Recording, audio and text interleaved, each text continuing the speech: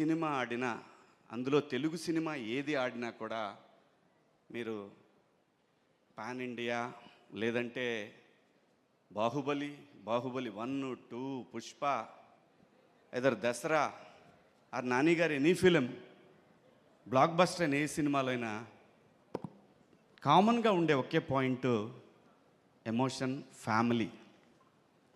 Family లేకుండా ఏ cinema block buster అవ్వలేదు ఇంతవరకు కూడా. ఎక్కడా కూడా ఫ్యామిలీ ఎమోషన్ లేకుండా ఏ సినిమా కూడా, రేర్గా అప్పుడప్పుడు జరుగుతూ ఉంటాయి. కానీ మీరు ఏ బ్లాక్ బస్టర్ సినిమా తీసుకున్నా ఒక ఫ్యామిలీ, ఆ ఫ్యామిలీ వెనకాల జరిగే కథ, ఆ డ్రామా మాత్రమే సినిమాని నడిపిస్తుందని బలంగా నేను చూసినంత వరకు నా అనుభవంలో నేను తెలుసుకున్నది అది.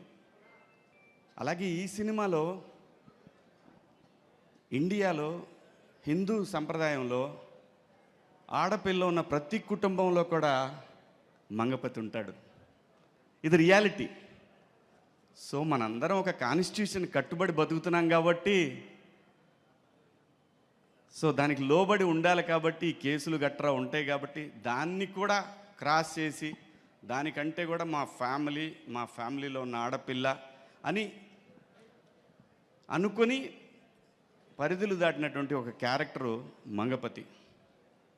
ఈ క్యారెక్టర్ ఇప్పుడు మీకు నార్మల్గా కనిపించవచ్చు, లేదంటే నాని గారు ఎలా ఇచ్చారో నాకు తెలీదు, కానీ అది నాకు చాలా పెద్ద పేరు తీసుకురాబోతుందని బలంగా నమ్ముతున్నాను. ఈ క్యారెక్టర్లో నేనే కాదండి, ఈ సినిమాలో ఏ క్యారెక్టర్ లేకపోయినా కూడా సినిమా ఆడదు.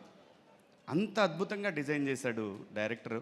అలాగే దాన్ని యాక్సెప్ట్ చేసిన నాని గారు, నిజంగా నాని గారి బ్యానర్ మనస్ఫూర్తిగా నేను ఓ సూపర్ గుడ్ ఫిలిమ్స్ లాగా కొత్త డైరెక్టర్లకి చాలామందికి పిలిచి చౌదరి గారు స్క్రిప్ట్ విని ఆ డైరెక్టర్ మీద వదిలేశారు. అలాగే ఈ సినిమాకు కూడా చూశాను నేను, ఎందుకంటే నేను ప్రొడక్షన్ చేస్తాను.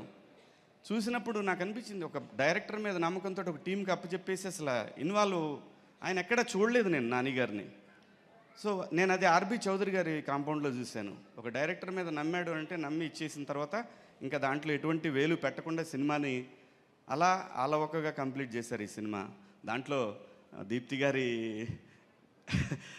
సపోర్ట్ కూడా చాలా ఉంది ఈ సినిమాకి. దీప్తి గారు మరి బ్రదర్ కోసం అని కాకపోయినా సినిమా మీద ప్యాషన్ తోటి సినిమాకి వర్క్ చేశారు ఆవిడ కూడా. అలాగే ప్రొడ్యూసర్ గారు ఎప్పుడు రాలేదు సెట్కి, అసలు ఎప్పుడు నేను చూడలేదు ఆవిడని, మేడంని. సో చాలా మంచి సినిమా అండి, చాలా మంచి సినిమా. అందరూ ఎంత బాగా చేశారంటే వాళ్ళిద్దరిని చూస్తే నాకు ఆ ఫ్రెష్ లవ్, మనం కూడా ఒకసారి వెనక్కి భగవంతుడు అవకాశం ఇస్తే వెనక్కి వెళ్ళి ఒక లవ్ స్టోరీ క్రియేట్ చేయాలి, మనమే పర్సనల్ లైఫ్లో ఒక లవ్ స్టోరీ ఉంటే బాగుంటుంది అని అనిపించేంత బాగుంది వాళ్ళ లవ్ స్టోరీ. నాకు కథ చెప్పినప్పుడు కూడా నాన్న ఎన్ని లవ్ స్టోరీ కదా ఇది, కోర్టు ఏంటి అని అన్నా నేను. నాకు అంత నచ్చింది వాళ్ళిద్దరి క్యారెక్టర్లు. అలాగే ప్రతి ఒక్క క్యారెక్టర్ కూడా అంత బాగా డిజైన్ చేశాడు దర్శి. తనదొక డిఫరెంట్ టైమింగ్ అనమాట దర్శిది. ఏంట్రా తను స్లోగా చేస్తాడు అంటే మాట్లాడంటే స్క్రీన్ మీద చూసినా నాకు అర్థమైంది, ఓకే తనదొక స్టైల్ చాలా బాగుంది. అందరూ ప్రతి ఒక్క పాత్రని అద్భుతంగా చేశారు ఈ సినిమాలో. స్క్రీన్ మీద కాకుండా బ్యాక్గ్రౌండ్ హీరోస్ అంటే first Dinesh, second music director. వీళ్ళిద్దరి సహకారంతో ముందుకు నడిపే డైరెక్టర్. వీళ్ళ ముగ్గురు ఈ సినిమాకి పెద్ద ఎసెట్ అండి, నమ్మండి. ప్రతి సీను కూడా ఎంత బాగా తీశారంటే ఈ మధ్యకాలం, అంటే నేను చేసిన ఫస్ట్ సినిమాలండి ఈ మధ్యకాలంలో అని కాదు, నాకు కొత్తగా అనిపించింది. నేను అప్పుడే ఫస్ట్ టైం సినిమా చేస్తున్నాను అంత బాగా అనిపించింది. నేను క్యారవాన్ దిగానంటే మళ్ళీ నేను ఎప్పుడు వెళ్ళలేదు, అక్కడే ఉండి చూశాను నేను వీళ్ళు ఎలా తీస్తున్నారు. మళ్ళీ మనం చేసినప్పటికి ఇప్పటికైనా డిఫరెన్స్ ఉందా అంటే డెఫినెట్గా. నేను మిస్సమ్మ సినిమా తీసేటప్పుడు అలా తీసాడు డైరెక్టర్, మొత్తం చుట్టూ తీసేవాడు. ఏంటంటే ఇది ఒకసారి అయిపోయింది కదా ఎదురుగా పెడితే కెమెరా, అంత బాగా తీశాడు. నిజంగా నాకు మిస్సమ్మ మేకింగ్ అప్పుడు ఎలాగైతే నేను ఎంజాయ్ చేస్తూ చేశానో అలాగే ఈ సినిమా మేకింగ్ చూసి చాలా హ్యాపీగా అనిపించింది. దినేష్ గారు ప్రతి ఒక్కళ్ళని కూడా, కెమెరామెన్ దినేష్ గారు ప్రతి ఒక్కళ్ళని కూడా చాలా చాలా అందంగా చూపించారు. అది విలన్ కూడా అందంగానే చూపించాడు అనిపించింది నాకు. నేను అందంగానే ఉంటాను అనిపిస్తలేండి, అంత బాగా తీశారు. అందరూ కూడా చాలా బాగా చేశారు. నాని గారు thank you so much, love you. ఎందుకంటే నాకు సినిమా ప్రొడక్షన్ చేయాలి చాలా కోరిక, అందరి వల్ల కాదు, అది కొందరికే వర్కౌట్ అవుద్ది. అది మీకు వర్కౌట్ అయింది. ఎంతోమంది డైరెక్టర్లు తెలుగు సినిమా ఇండస్ట్రీలో ఇంకా మీ ద్వారా రావాలని, మంచి సినిమాలు రావాలని వాల్పోస్ట్ నుంచి మనస్ఫూర్తిగా కోరుకుంటూ ఈ అవకాశం నాకు ఇచ్చినందుకు మీ అందరికి కూడా పేరు పేరున ధన్యవాదాలు. థ్యాంక్ యూ సో మచ్ అండి. Thank you.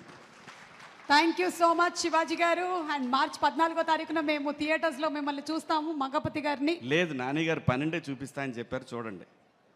అవునా? మీరు అన్ని లేట్గా 12వ తారీఖునే. థ్యాంక్ యూ అండి. Okay, thank you so much. Nani 9 గారు, గంటలకి ఫ్లైట్. నేను వెళ్తున్నాను, ఏమనుకోవద్దు. Thank you so much. Jagadish, all the best. వెళ్ళే ముందు మైక్ ఇచ్చేసి వెళ్ళిపోతే బాగుండేది.